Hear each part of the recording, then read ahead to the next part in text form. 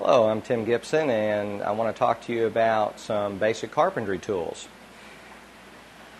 The tools I have here are what you can do just about any job around the house or outside the house with these tools. So let's start with the most basic, the handsaw. You don't see too many of these still around, but you still need them. A lot of folks are using power tools, but you cannot replace a handsaw. Now this is a toolbox saw, so you see it's a little bit shorter, but it has a specialized design teeth on it so that it cuts very aggressively. Now before you cut, the most important thing is you want to do what my grandfather always said, and you want to measure twice and cut once. So for your basic measuring tools, you'll have a tape measure.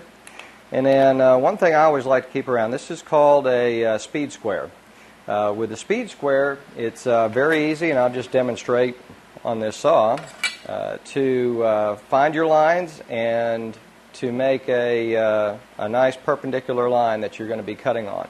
Now you notice it has a lot of numbers on it, so you can also do varying angles with this speed square using it as a pivot.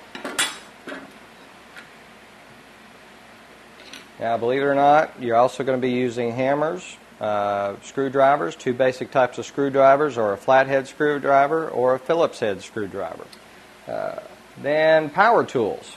You know, three essential power tools that you should have in carpentry tools.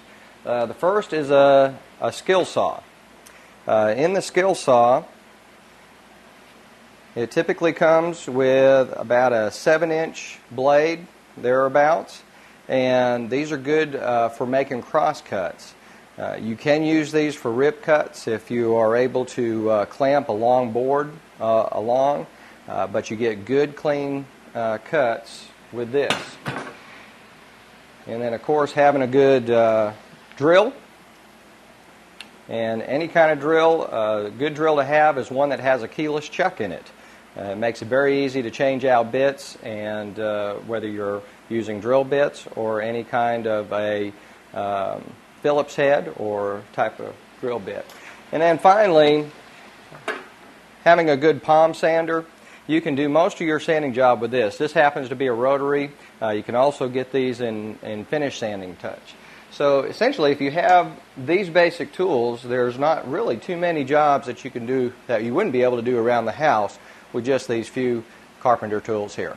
So I'm Tim Gibson, talking to you about carpenter tools.